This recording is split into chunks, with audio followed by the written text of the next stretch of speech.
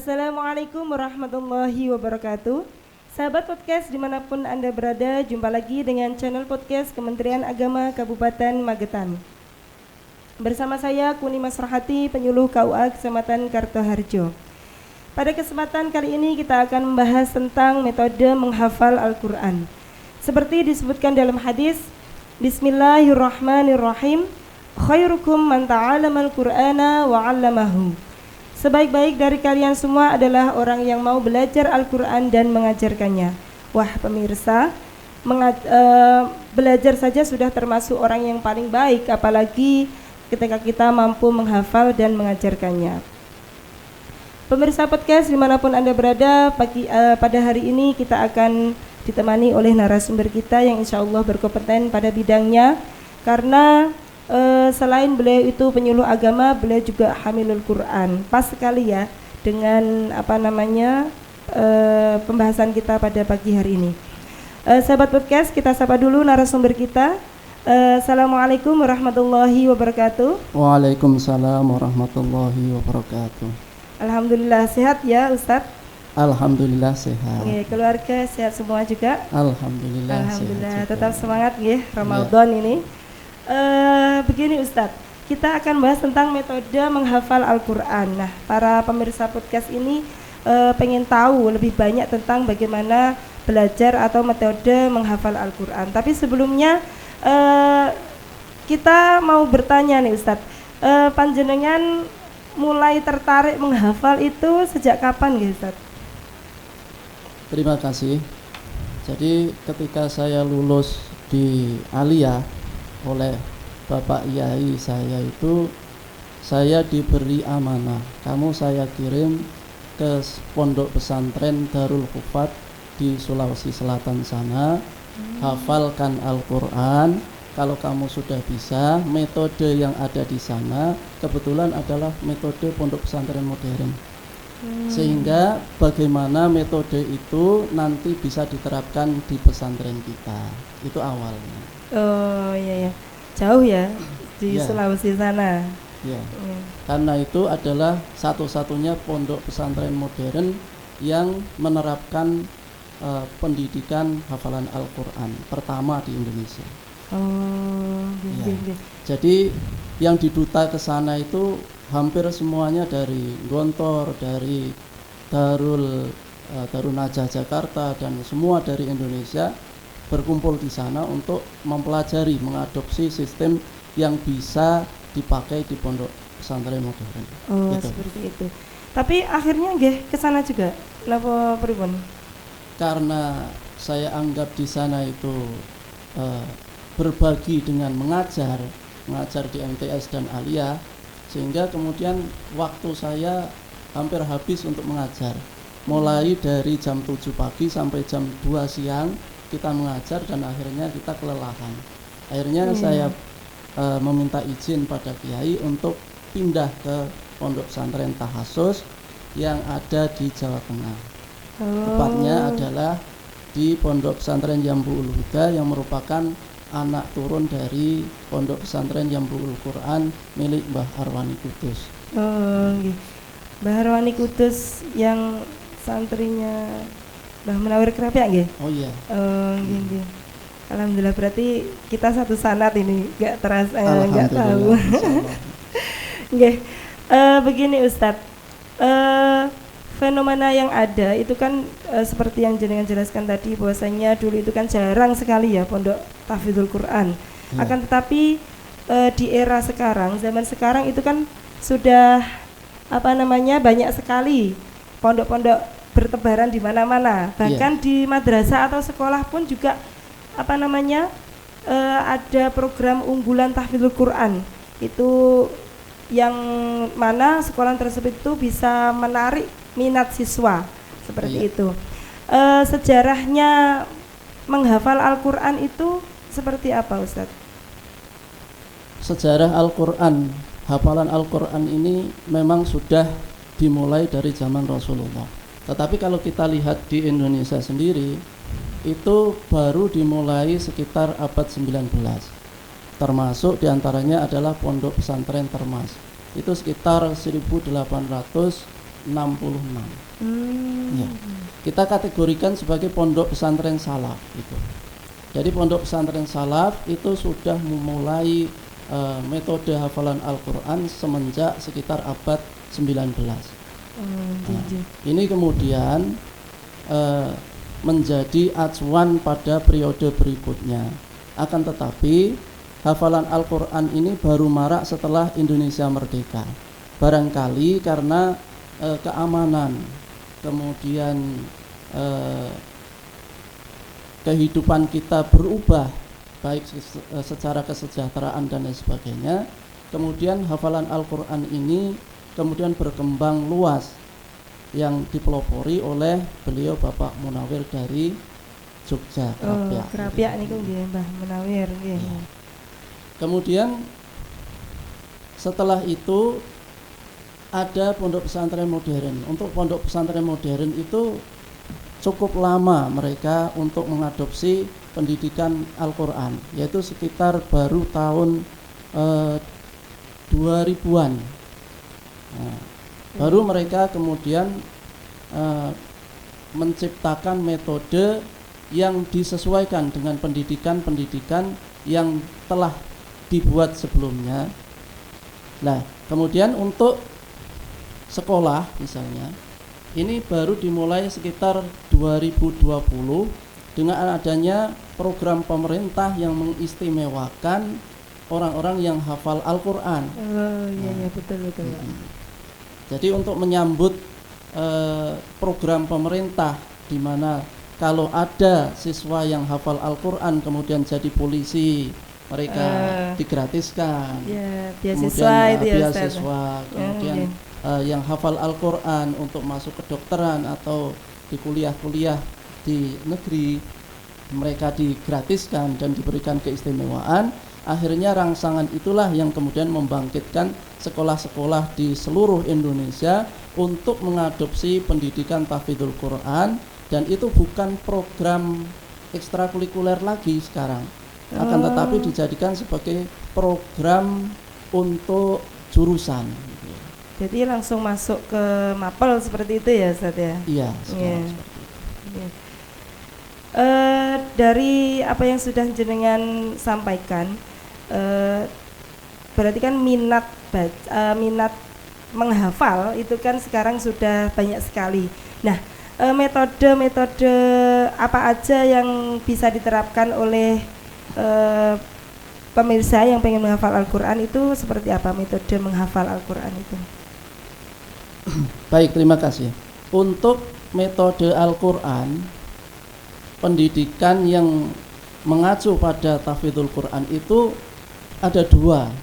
Kalau kita lihat dari lintas lembaga, kalau kita lihat dari pondok pesantren salaf misalnya, itu lebih kepada tahasus, yang artinya tahasus ini anak didik santri itu tidak mempelajari pendidikan lain selain Al-Quran.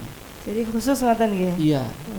Kelebihan dari metode ini adalah anak bisa fokus untuk menghafal Al-Quran, sehingga waktu yang ditempuh tentunya akan lebih cepat, lebih efektif dan efisien untuk hafalan Al-Quran yang kita katakan Al-Quran itu adalah pendidikan yang cukup berat gitu. Yeah. Ya. Kemudian yang kedua adalah metode periodik.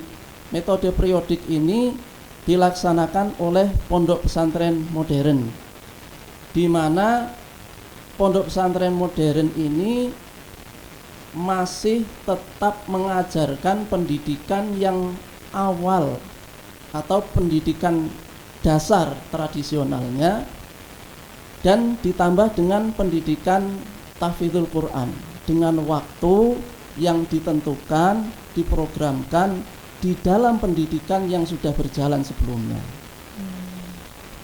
Pendidikan ini lebih lama. Biasanya itu dilaksanakan sama dengan pendidikan formalnya. Rata-rata untuk pondok pesantren yang alumni Gontor itu adalah 6 tahun. Dihitunglah dari 6 tahun itu dibagi per tahun adalah 5 juz. 5 juz. Ya. Jadi ada target seperti itu ya, Ustaz? Ada target dan per semester itu adalah 2,5 juz. Tujuannya adalah agar anak tidak tertekan, tetapi semua pendidikan yang dicanangkan oleh pesantren itu bisa diampu oleh anak dengan tanpa tekanan yang terlalu berlebihan. Oh, ya, seperti itu. Kemudian ini Ustaz, dalam menghafal Al-Quran itu kan tentunya tidak hanya mengedepankan atau mengandalkan IQ, nggih. Tapi kan ada hal-hal yang dibutuhkan oleh para penghafal Al-Quran itu apa saja Ustaz? Hal-hal yang perlu dibutuhkan. Tentu untuk penghafal Al-Quran kita harus menakar yang pertama. Menakar tentang apa yang akan dilaksanakan ketika kita menghafal Al-Quran. Tentunya yang pertama adalah memperbarui Al-Quran, bacaan Al-Qurannya dengan baik. Karena menghafal Al-Quran itu untuk di pesantren-pesantren salaf misalnya di Darul Quran itu standarnya adalah bacaan kita harus mendekati bacaan Rasulullah, yaitu sekitar 90% sudah benar baik makhrajnya dan juga aturan-aturan yang lainnya. Sehingga ketika kita menghafal Al-Quran, Al-Quran itu tidak menyalahi apa yang sudah dibaca oleh Rasulullah. Gitu. Yang pertama tentu adalah bekal bacaan itu sendiri. Yang kedua adalah kita harus memilih dan memilah pada guru atau kiai kita yang akan kita jadikan sebagai mentor pendidik kita adalah yang bersanad, yaitu sanad yang muttasil kepada Rasulullah Muhammad Sallallahu Alaihi Wasallam. Allahumma sholli alaihi. Jadi harus bersanad ngoten nggih. Iya. Terus kalau misalkan pada era zaman sekarang itu kan kadang belajarnya lewat Google, YouTube itu pripun Ustaz? Secara biasa sih boleh saja, tetapi kita harus pahami bahwa Al-Quran atau hafalan Al-Quran ini kan bukan cuma belajar menghafal Al-Quran. Al-Quran ini adalah thoriqoh. Nah, thoriqoh yang pertama kali diturunkan oleh Allah adalah thoriqatul Quran. Jadi thoriqoh Quran itu yang pertama diturunkan langsung Allah kepada manusia. Sehingga tentunya harus ada sanadnya, sehingga kita bersambung kepada Rasulullah Sallallahu Alaihi Wasallam sebagai pemegang hak untuk membagikan atau mengajarkan Al-Quran itu sendiri. Jadi yang pertama tadi bacaannya itu sendiri, kemudian memilih guru, ngoten nggih Ustaz? Iya. Di antaranya juga adalah lingkungan yang baik. Untuk mempercepat atau menjamin kita agar sukses, itu kita harus memilih lingkungan yang baik. Walaupun kita berada di pesantren misalnya, itu tidak semua anaknya itu benar-benar ingin menghafal Al-Quran. Ada yang menghafal Al-Quran karena dorongan orang tua, ada yang dari keinginan sendiri, ada yang juga perjudian. Artinya mereka ini ke pesantren itu ya cuma ngadu nasib gitu ya. Jadi tidak murni dari hati gitu ya, pengen menghafal Al-Quran. Artinya ada yang cuma coba-coba. Ketika kita salah memilih teman, maka kita sering kemudian berada di pesantren, akhirnya kita sering cuma jalan-jalan. Kemudian kita sering mencari hal-hal yang sebetulnya tidak ada hubungannya dengan Al-Quran itu sendiri, sehingga bahasanya kelendran Al-Quran. Sehingga kemudian ketika sudah waktunya sudah terlalu lama, mereka bosan, mereka meninggalkan tahfidnya hafalan Al-Quran. Lingkungan inilah yang sebetulnya bisa membentuk kita menjadi orang-orang yang istiqomah dengan bercermin kepada teman-teman kita. Karena sangat penting ketika saya itu di MTS misalnya, ketika mendirikan pertama kali hafalan Al-Quran itu dalam 2 tahun itu hanya hafal 2 juz. 2 tahun ya Ustaz? 2 tahun. Iya. Anak-anak baru belajar itu hanya hafal 2 juz. Kenapa? Karena belum terbentuk lingkungan. Tetapi setelah berikutnya, periode berikutnya dengan murid yang lainnya, murid berikutnya, ternyata mereka sudah terinspirasi dengan anak-anak yang sebelumnya sudah hafal Al-Quran. Sehingga dalam 3 tahun itu bisa hafal 4 juz. Dengan dipotong masa COVID setengah tahun dan masa ujian setengah tahun di belakang yang artinya 4 semester. Seharusnya 5 semester menjadi 4 semester. Jadi lingkungan ini betul-betul berpengaruh. Berpengaruh. Nggih, sangat berpengaruh sekali nggih. Baik, itu hal-hal yang dibutuhkan oleh para penghafal Al-Quran. Kemudian seperti ini Ustaz, seorang penghafal Al-Quran itu kan idealisnya itu harus yang ya akhlaknya baik, atau mungkin idealnya itu seperti itu. Jadi pribadi yang harus dimiliki oleh seorang penghafal Al-Quran itu seperti apa Ustaz? Karena kan sekarang nyun sewu kan banyak sekali ya sekarang itu para penghafal Al-Quran, tapi kita tidak tahu kayak itu hafal Al-Quran tapi kok sikapnya seperti ini, mungkin seperti itu. Jadi pribadi apa ya Ustadz yang perlu ada pada diri orang yang penghafal Al-Quran itu?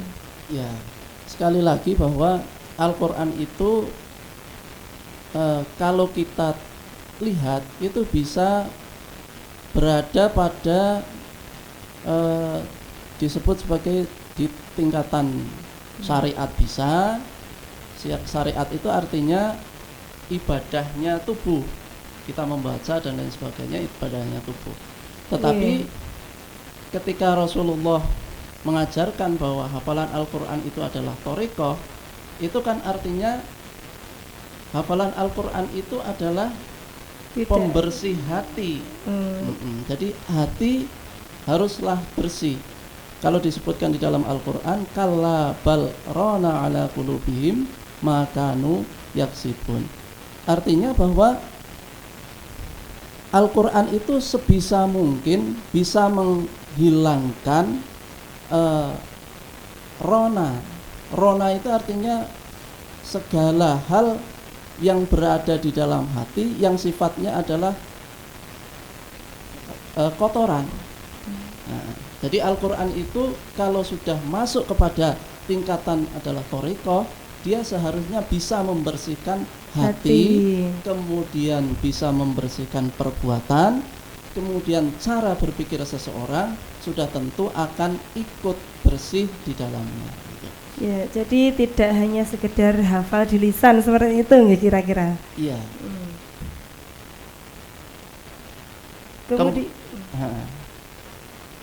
Kemudian selain harus bisa mengendalikan diri, mengendalikan hati dan lain sebagainya, yang dibutuhkan dibutuhkan oleh orang yang hafal Al-Quran adalah istiqomah. Istiqomah itu artinya ya istiqomah hatinya, istiqomah tempatnya, istiqomah waktunya. Orang menghafal Al-Quran itu yang tersulit adalah 1 tahun pertama. Bisa dikatakan bahwa otak ini baru menyesuaikan hafalan Al-Quran. Hafalan Al-Quran itu seperti sebuah benda yang dimasukkan ke dalam tempat yang masih kecil, sehingga dia butuh penyesuaian, butuh diperbesar, diperluas, diperlebar agar Al-Quran ini bisa masuk. Hafalan itu tidak sama dengan cara kita berpikir. Hafalan itu kalau bagi orang-orang yang hafal Al-Quran itu berbentuk, sehingga menjadi beban di dalam otak. Lah otak inilah yang kemudian harus dibiasakan. Jadi istiqomah agar otak itu bisa menyesuaikan itu di tahun pertama itu sangat penting. Yang kedua, istiqomah waktu.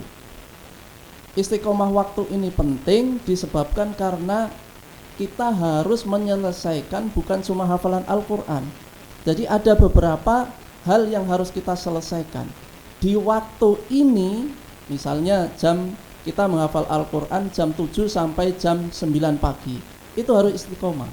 Artinya segala hal yang kita lakukan harus berhenti, harus selesai, harus benar-benar sukses katakanlah di jam itu, dan kemudian pada jam 7 sampai jam 9 pikiran kita sudah tidak punya beban lagi. Ini akan berpengaruh besar. Dengan kedisiplinan yang seperti itu akan memberikan waktu yang kita pakai itu akan bisa mengkalkulasi kapan kita akan selesai hafalan Al-Quran. Artinya apa? Orang lain pun di lingkungan itu ketika kita jam 7 sampai jam 9 itu menghafal, mereka tidak akan berani mengajak kita kemana-mana. Artinya ini akan berpengaruh kepada lingkungan. Sudah hafal kalau jam segini itu waktunya menghafal, benar, seperti itu. Kemudian dengan kedisiplinan waktu ini kita akan bisa memanage. Ini waktunya untuk tadarus misalnya, untuk mengulang, dan ini waktunya untuk tambahan. Dan ketika kita sudah memanage waktu itu, kita akan tahu kemampuan, kekuatan kita dalam waktu segini ini kita akan bisa mencapai berapa. Dan ketika kemudian, targetnya. Ketika waktu 1 jam misalnya, kita bisa mencapai 1 lembar, artinya kalau 2 jam, kita setidaknya bisa mencapai 2 lembar. Walaupun kalau kita di pesantren, itu kita mengaji Al-Quran, menambah Al-Quran, itu seyogyanya kita sudah punya tabungan. Contohnya misalnya, saya setor atau tambah halaman 5. Seyogyanya atau sebaiknya kita sudah hafal sampai halaman 10. Itu yang menjadi idealnya seperti itu. Tanpa ketepatan waktu atau tanpa kita istiqomah waktu itu tidak akan mungkin. Yang ketiga adalah kita memiliki ketepatan tempat, istiqomah tempat. Ini sangat penting karena seseorang yang menghafal Al-Quran itu rentan sekali dengan adanya perubahan emosi di dalam diri kita. Ketika pikiran kita kalut, kita ini membaca Al-Quran, bawa Al-Quran, tapi pikiran kita terbang kemana-mana, hasilnya tidak ada, zong gitu ya. Maka diantaranya adalah tempat itu sudah kita pilih yang akan kita tempati selama bertahun-tahun di situ, sehingga dengan tempat yang tetap di situ kita akan bisa menstabilkan baik itu pandangan, pendengaran. Pandangan itu ya sudah kita pandang setiap hari, pendengaran itu sudah kita dengar setiap hari, sehingga kita ini akan mudah untuk menciptakan situasi tubuh yang stabil, menciptakan hati yang stabil, kemudian emosi yang stabil, itu jauh lebih baik.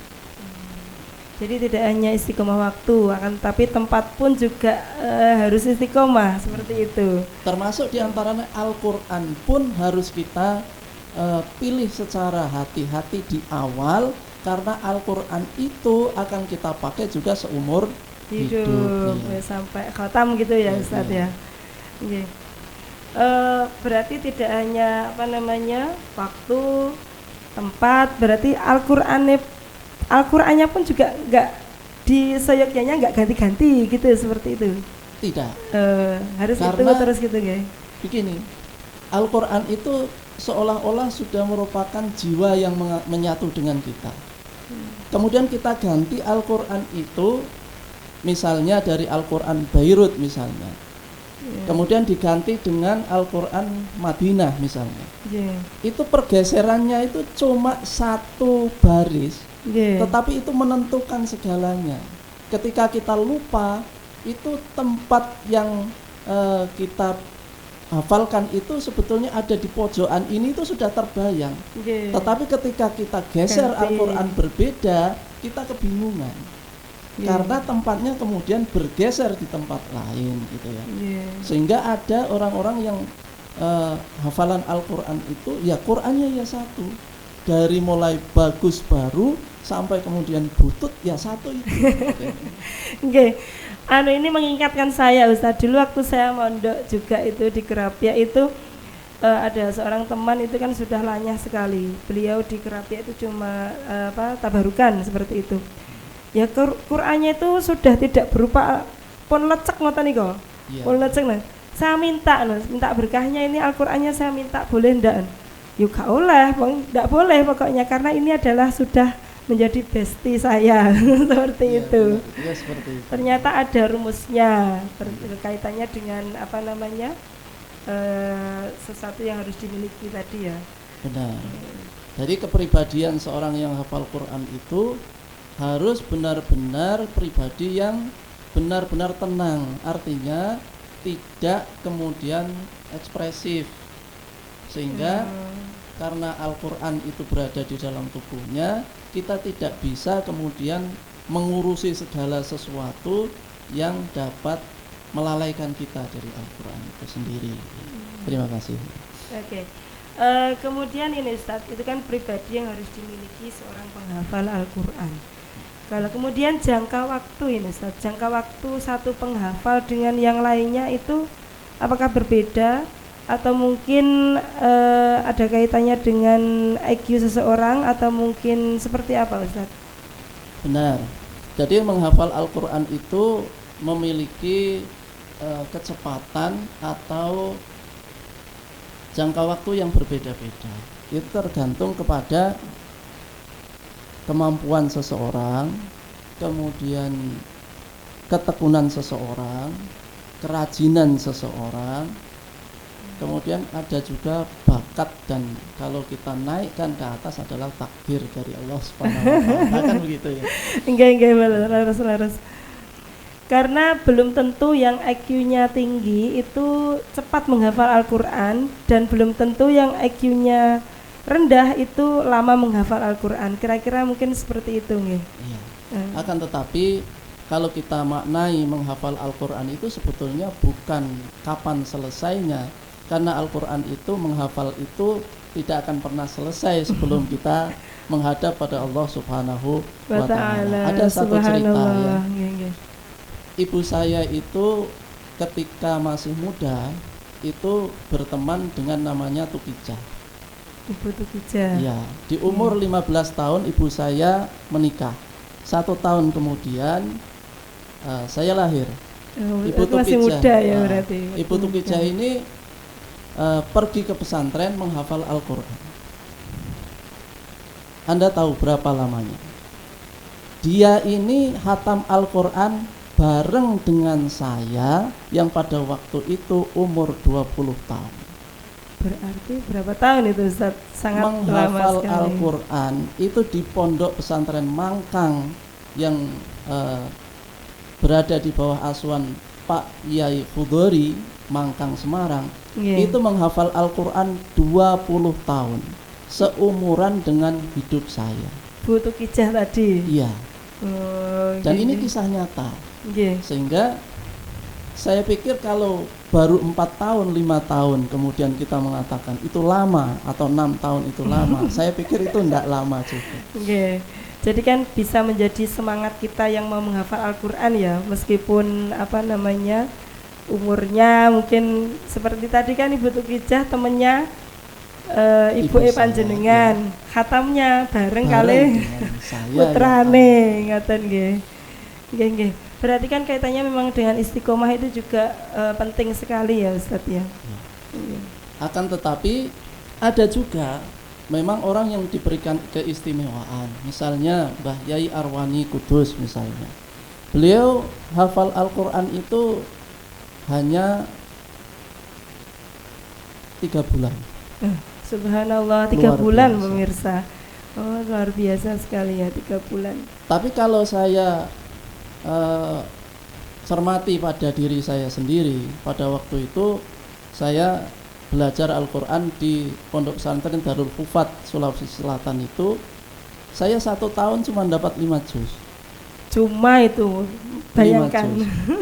Sudah 5 banyak juz itu Ustaz, 5 juz itu. Ya itu sedikit itu saya pikir. Karena di sana saya harus ngajar dari mulai pagi jam 7 sampai jam 2. Habis itu sudah kelelahan. Jadi nggak fokus itu ya, iya. bukan nggak fokus. Ya, kemudian saya pindah. Tujuan saya itu sebetulnya ingin mempercepat di tahasus. Ternyata Allah juga berbicara lain.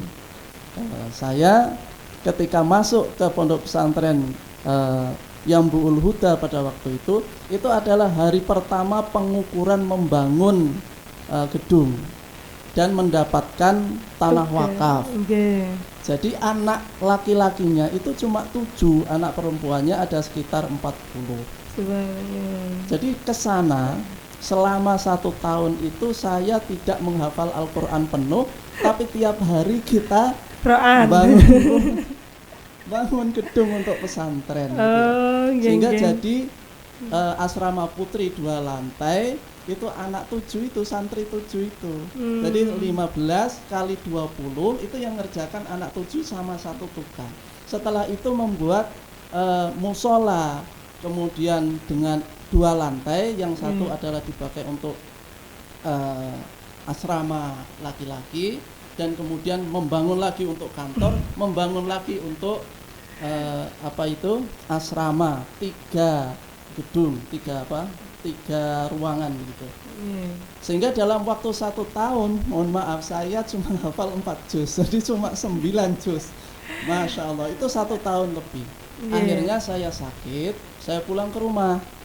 Ketika saya pulang ke rumah, saya periksa ke dokter, katanya saya mendapatkan gejala stroke. Harus berhenti menghafalkan Al-Quran, barangkali karena tekanan yang begitu beratnya selama hampir 1,5 tahun itu, badan saya tidak kuat. Akhirnya saya oleh dokter disuruh untuk berhenti menghafal Al-Quran sampai kesehatan saya minimal sampai 60%. Nah, kemudian dalam keadaan sakit itu saya berhenti selama 7 bulan. Saya menghafalkan dan juz 15 sampai juz 30. 7 bulan itu ternyata selesai. Nah, itu rahasia Allah tadi ya Ustadz ya. Jadi waktu selesai dan tidaknya itu tidak berpengaruh pada kecerdasan IQ, akan tetapi ya Al-Quran itu ya memang istimewa seperti itu mungkin. Benar. Ya. Istimewa, ada campur tangan Allah Subhanahu wa taala langsung di dalamnya.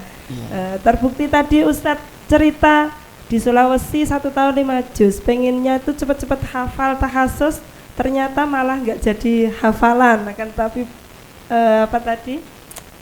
ikut pembangunan seperti itu. Justru ketika sakit 7 bulan malah bisa menghatamkan 15 sampai 30. Itu subhanallah sekali Ustaz. Jadi alhamdulillah, kemudian saya itu belum selesai ngaji, itu sudah dijatah wisuda.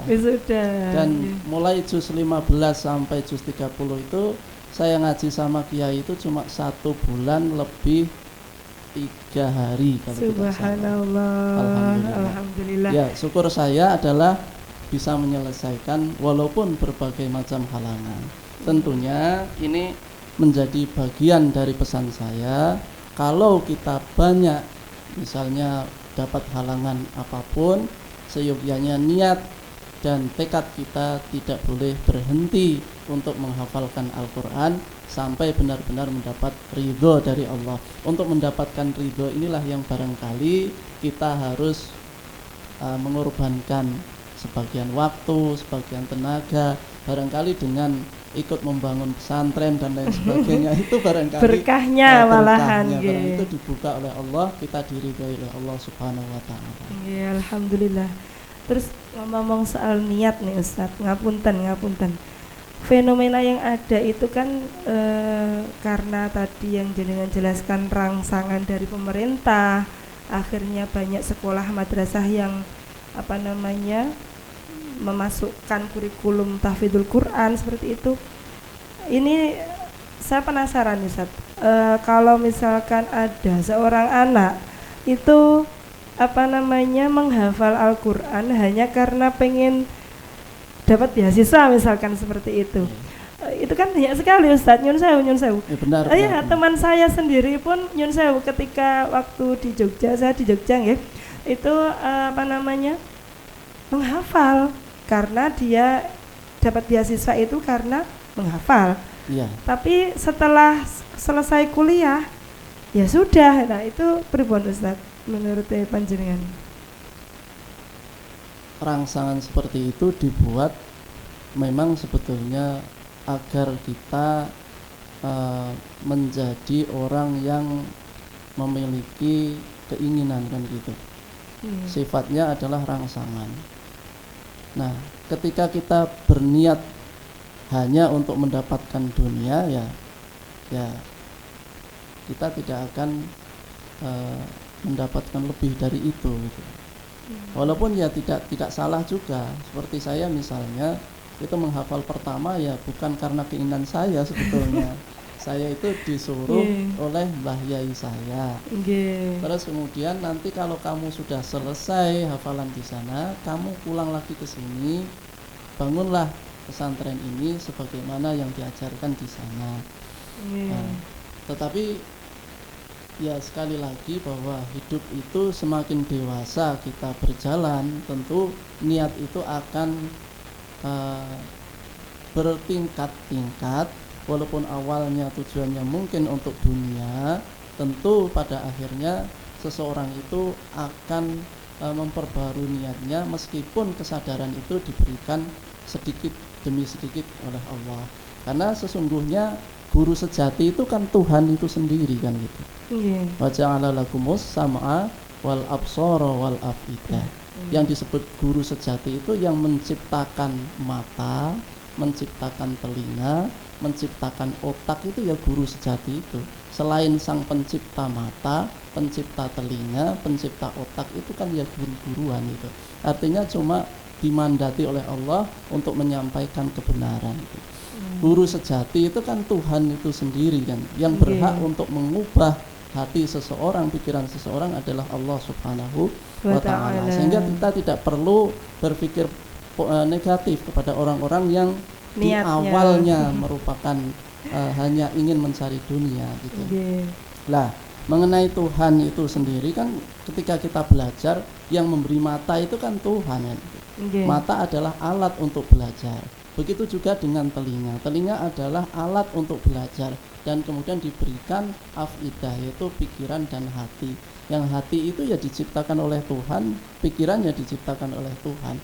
Maka yang mengendalikan itu ya Tuhan, yang kemudian mengajarkan apa yang akan kita pelajari dan akan kita dapat itu ya sebetulnya ya Tuhan.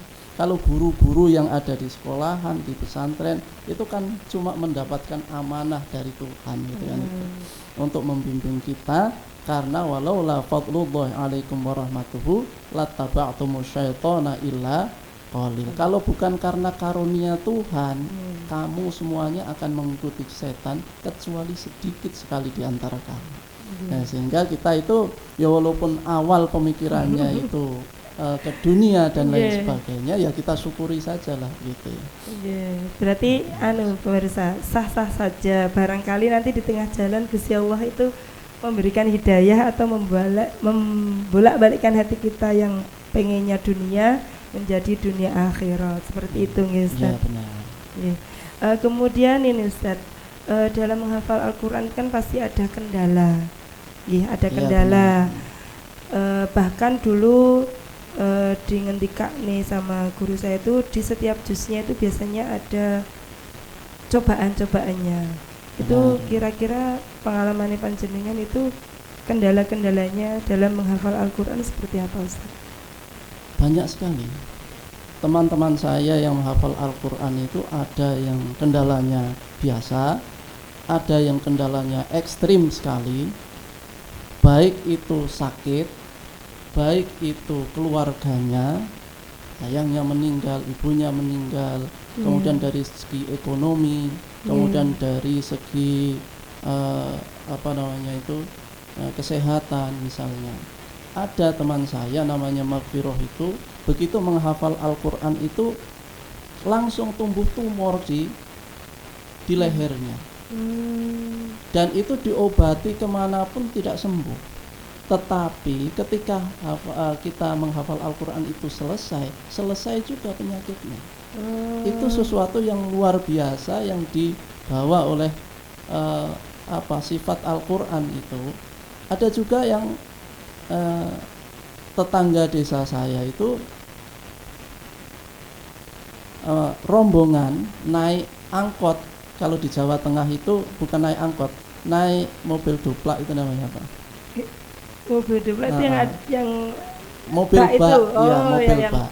Kalau di Jawa Tengah Tengah itu namanya orang takziah itu lintas kabupaten. Jadi naik mobil bak, kemudian takziah jauh gitu, naik mobil bak bareng-bareng itu hal yang biasa di Jawa Tengah. Jadi sampai lintas kabupaten mereka itu. Nah pada waktu itu ada kejadian, dia jatuh, satu rombongan itu, yang lainnya ada meninggal, ada yang luka parah. Ketika kemudian dia itu sehat walafiat, tetapi ketika dia masuk hafalan Al-Quran di bagian betis ini jebol. Malah justru ketika dia menghafal Al-Quran itu? Iya, jebol. Jadi ada nanah atau cairan yang keluar dari situ. Ketika kemudian di ronsen, dibawa ke rumah sakit, ini adalah luka lama yang berada jauh di dalam tubuh yang hampir menyentuh tulang. Tapi jebolnya itu oleh Allah dipaskan ketika dia menghafal Al-Quran. Sebab musababnya memang sudah lama, tapi dijebolkannya itu pada waktu itu sebagai bentuk untuk ujian oleh Allah Subhanahu wa Ta'ala. Dia harus mati-matian. Inilah yang barangkali ingin digali oleh Allah. Seberapa keinginanmu, seberapa kekuatan hati dan pikiranmu yang ingin kamu tunjukkan untuk mencapai cinta Allah Subhanahu wa Ta'ala lewat Al-Quran, seperti itu. Jadi berbagai macam kendala itu pasti ada, tidak ada yang mulus ya di dunia ini. Ya, kemudian fadilah atau hikmah dari menghafal Al-Quran itu seperti apa? Ini kan nanti bisa menjadikan rangsangan kita pengen fastabiqul khairat nih, barangkali setelah melihat podcast ini tidak mengenal umur, saya pengen menghafal Al-Quran, seperti itu. Pripun Ustaz? Kalau kita mencapai pada tingkatan hakikat ya, hakikat itu artinya kita akan menempuh jalan kehidupan yang tidak cuma di dunia ini saja. Kalau Allah Subhanahu wa Ta'ala berfirman di dalam Al-Quran itu, ya ayyuhalladzina amanu taqullaha wa aminu bi rasulihi yu'tikum kiflaini min rahmatih wa yaj'al lakum nuran tamshuna bihi wa yaghfir lakum wallahu ghafurur rahim. Kalau disimak dari ini, kita potong saja sampai pada kata-kata wa yaj'al lakum nuran tamshuna bihi wa yaghfir lakum. Nah, di alam roh nanti itu seseorang yang tubuhnya, nyawanya dicabut dari tubuhnya itu, dia kalau di tingkatan 1 itu akan tidur. Tetapi orang-orang yang istiqomah, orang yang jihad, meninggal atau syahid fisabilillah, kemudian orang-orang yang istiqomah dalam beribadah tertentu dan memiliki keistimewaan tertentu, itu yaj'al lakum nuran tamshuna bihi. Dia diberikan jasad baru berupa cahaya sehingga dia bisa berjalan. Artinya walaupun sudah meninggal, rohnya diberikan jasad baru agar dia bisa berjalan. Nuran tamshuna bihi, artinya orang ini tidak cuma tidur tapi dia bisa berjalan. Artinya ketika di alam sana, di alam roh sana, dia masih bisa sholat, dia masih bisa membaca Al-Quran. Artinya ibadahnya tidak pernah terputus, sebagaimana ketika di dunia dia juga tidak pernah terputus ketika dia mengaji atau beribadah kepada Allah Subhanahu wa taala. Salah satu imbalannya seperti itu. Ketika orang-orang lain yang berada di tingkatan satu yang misalnya itu tertidur, dia masih bisa melanjutkan ibadah. Kalau kita secara syariah kan Rasulullah mengatakan 3 amal yang tidak akan terputus di alam di akhirat nanti. Itu secara syariat. Tetapi ada lagi orang-orang yang berada di tingkatan 2 yang disebut dengan cahaya, itu diberi cahaya. Tubuhnya memang dibuatkan tubuh baru berupa cahaya sehingga dia di sana bisa beribadah sebagaimana di dunia. Itu fadilahnya. Itu salah satu fadilahnya. Orang yang menghafal Al-Qur'an seperti itu. Benar. Sehingga kalau kita telusuri bahwa sesungguhnya begitu besar Allah Subhanahu wa taala memberi kasih sayang kepada kita. Tujuan orang-orang thariqah itu sebetulnya adalah yaj'al lakum nuron tamsuna bihi. Sehingga mencapai pada tingkatan cahaya agar dia bisa melaksanakan ibadah itu tidak terputus gitu. Makanya para wali-wali itu kan yang sedo katanya kan cuma jasadnya saja yang berpindah, tapi tapi masih bisa melakukan aktivitas seperti beliau ketika di dunia. Fadilahnya mungkin seperti itu. Ya, dan itu dijelaskan di dalam Al-Quran sendiri. Jadi bukan qaulul ulama dan lain sebagainya. Berarti ini benar-benar dari Allah Subhanahu wa ta'ala. Alhamdulillah. Sudah tak terasa ya, sudah hampir 1 jam ini kita berbincang-bincang dengan Ustadz. Banyak sekali apa yang kita petik, kita ambil. Metode tadi ada metode takhasus, ada metode secara periodik atau modern, dan bahkan sampai hikmahnya, fadilahnya itu. Semoga para peserta podcast dimanapun Anda berada ketika menyimak perbincangan kita pada podcast hari ini mendapatkan manfaat seperti itu. Iya, mudah-mudahan. Alhamdulillah. Ini gangnya ini terakhir ini Ustadz, saya mau tanya ini. Oke, silakan. Jenengan kan asli Jawa Tengah ini. Iya. Berarti ini di Magetan itu istrinya, ngaten nggih? Istrinya. Oh, nggih. Istrinya lewat apa namanya?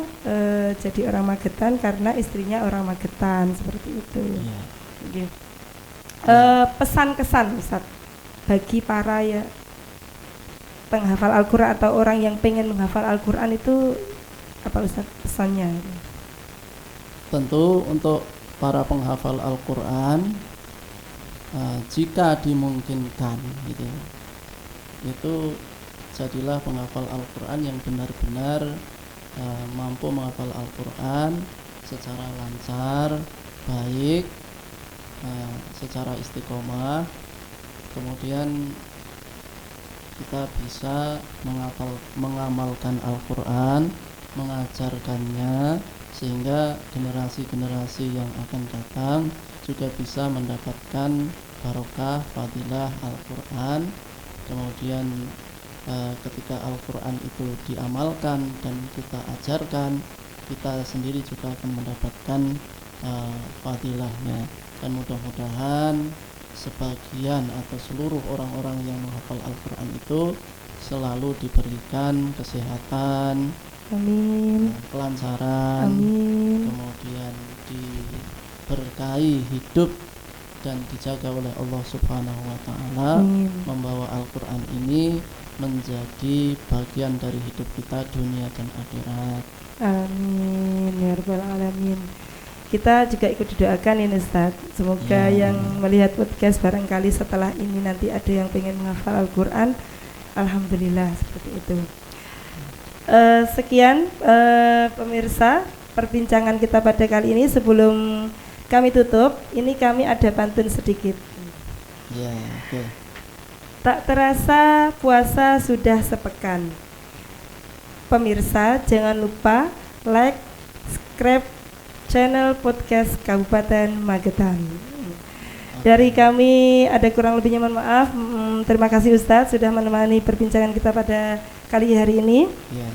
Dari saya pribadi, walafuminkum, assalamualaikum warahmatullahi wabarakatuh. Waalaikumsalam warahmatullahi wabarakatuh.